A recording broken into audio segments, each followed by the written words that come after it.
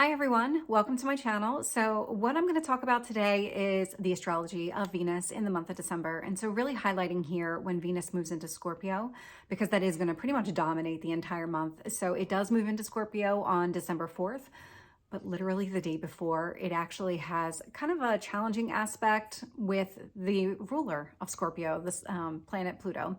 And so just to give you a little bit of context about what is Venus, what is Pluto, Venus is the planet of love. It rules relationships, beauty, the things we value. It's how we experience pleasure in this life. And really, I mean, if you think about like love language, that's definitely something that Venus is responsible for. And so then you've got Pluto. Pluto is transformation. It is what here needs to change. And so when they were in this square, a square exactly the way that you're thinking of. And so just, it's a challenging aspect. It's definitely not something that's easy for these two planets to kind of communicate with each other. And so there might be some frustration.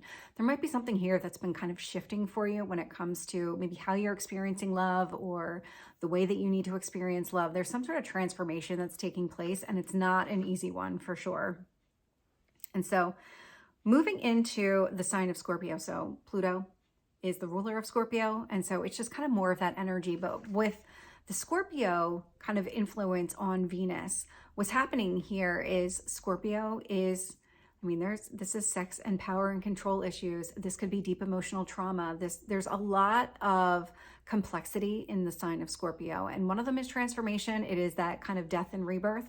So I always kind of equate things back to tarot. So it's the death card in tarot because it's with every ending, there's a new beginning. And so that's really what is happening here. But with any kind of deep traumas or anything like that, Venus is here to kind of try and, even though it's not in a positive, it's not at home here, it's home in Scorpio, and this is the opposite sign of Scorpio, so it's definitely uncomfortable in this situation. There is something here about some sort of deep, intense emotional connection, looking for and maybe trying to obtain that with another person, and that deep emotional connection can affect you in many different ways. And in fact, when I get into all the signs and talk about how it's going to affect you individually, it is going to highlight different areas of the zodiac chart, and so you can figure out exactly maybe this is what it will do for you. So when I get to that point, definitely your sun sign relevance. Everybody knows their sun sign. You may not know your rising sign. So your rising sign is who you are. It's how people perceive you in this world. And so the sun is what you need to feel fulfilled in this lifetime. And then your rising sign is how other people perceive you. And so the other one that a lot of people look at too is your moon sign. And so your moon is that internal, this is how I process emotions. So that's also going to be significant here, especially when it comes to what is it that you love? What is it that you value? What do you need in this lifetime? And so it does move into Scorpio, and that's kind of just the general energy of Scorpio. So just really keep that deep emotional connection in mind as I continue to go through these.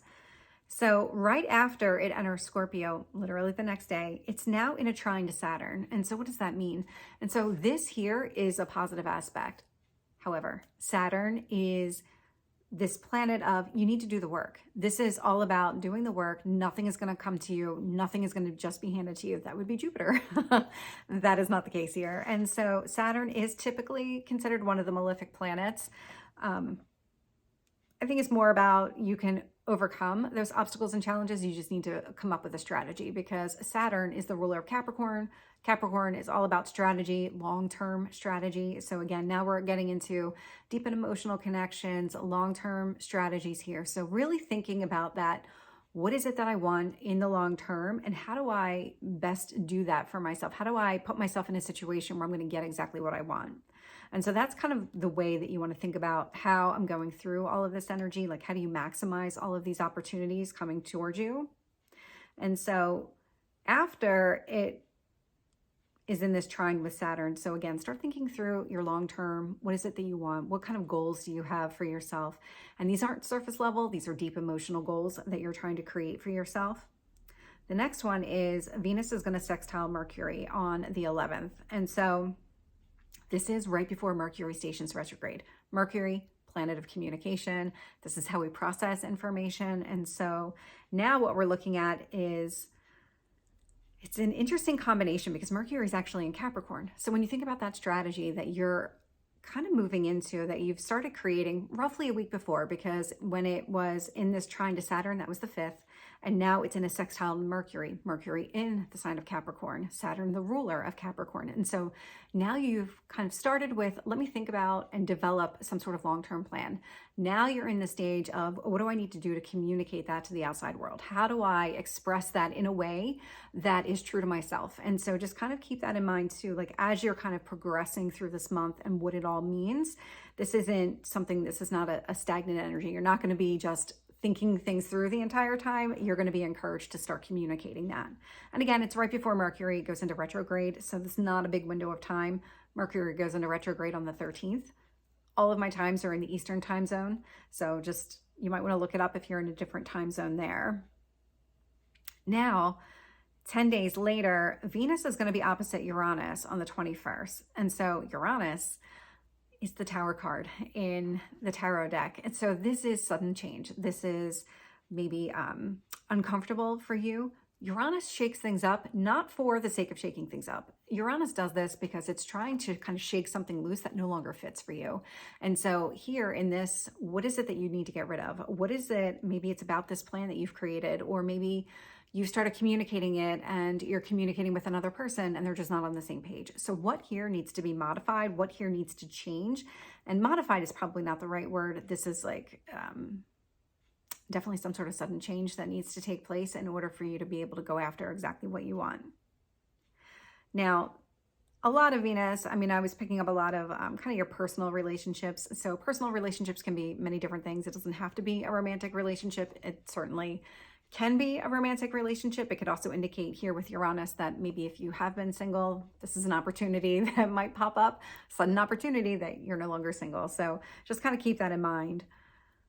In a few days, so Venus will then trine Neptune on the 25th. And so now Neptune is our dreams. It is kind of like, dreams is probably the best way to describe it. This is your ideal state. This is what you want. This is not always clear too, because Neptune is this dreamlike quality. And so you might be trying to think of the best way to describe this. Everything might not be crystal clear to you. In fact, it won't be, because there's going to be a lot of, when you're in a dream, nothing is crystal clear. And it's going to be that same type of energy where Venus is in this positive aspect. So it's about, what is it that I want? And it's not about recognizing any limitations. Maybe that's the best way to put it. You're in this energy of, okay, well, I really can achieve whatever it is that I want. And that's that energy of Neptune. What is it that you want? Think of that dream that you want for yourself. So moving on to towards the end of the month. And so now we're getting into Venus is going to sextile Pluto. And so it started at the beginning of the month being in a square to Pluto. So this was creating some sort of friction, definitely some sort of challenge that you can overcome. It just takes some work and some strategy in order to do it. Now we're getting towards the end of the month and Venus is going to sextile Pluto. And right at the same time, within hours, it's then going to move into Sagittarius. And so all of this December, you are really thinking through your strategy, communicating your strategy, modifying, making changes to whatever it is, really focusing on what is it that I really want here? What is that dream like? And now you're going to go into, okay, let's talk about some sort of transformation that needs to take place. Or it could be, you know what, now I've thought everything through and I've imagined what my life could be in a deeper connection with another person. And so now it's about, okay, let's go through this. Let's go with this type of energy. I'm going to hold off on talking really about Sagittarius at this time. So Venus and Sagittarius, because that's really going to dominate pretty much the month of January. So I'll talk about that more when I get to the video at the end of the month. But I do want to talk about how it's going to impact each sign during the month of December. So starting with Aries and Aries rising. So this is going to impact your 6th house. This is your daily routines. So when you talk about pleasure and experiencing pleasure, what is it about your daily routine that you want to change, needs to change? Is it health? Is it fitness? You know, this would be a great time for you to kind of maximize that type of energy. Maybe it isn't about fitness. Maybe it is something else in your just daily environment that needs to just be changed so you can experience it better and get more pleasure out of it. And for Taurus and Taurus rising, so this is actually impacting your house of one-to-one relationships. So this is your seventh house. This could be contracts, negotiations, things like that. But this is really those interpersonal connections with another person one-on-one. So not a community, you and another person. And so this could be the deepening of a commitment with another person, maybe even a marriage of some sort. Doesn't have to be the case, but there's definitely this opportunity being presented for you to go down that path with another person. And for Gemini and Gemini rising, so this is going to affect you in your eighth house. So the eighth house, it's an interesting house. So that is the death and rebirth house. That is that power and control issues, transformation that's taking place. This is other people's money, maybe even some sort of debt. And so it could be that during this time period, you're really thinking through, okay, what is it maybe that needs to change from a financial standpoint? Maybe I take out that second loan on my house, or maybe I do something here that's connected to money, maybe connected to some sort of change that you can implement around you. And so this eighth house could also indicate some sort of financial boost. And so it doesn't have to be that you're taking out money. It is other people's money. So this is, if you think about your job, you get paid. Who's paying you? Somebody else. And so now it could be maybe you're getting a financial boost. I mean, I know there's quite a few companies, and I don't know in today's economy if that's still the case, but a lot of people do get some sort of Christmas bonus or bonus this time of the year. That could be indicated here. For Cancer and Cancer rising, so this is going to impact your ninth house. And so what I love about the ninth house here is this is all about expansion and growth, and there's higher education connected here, philosophy, religion. I mean, it really is that Sagittarius type of energy of think about your big picture. What is it that you truly want?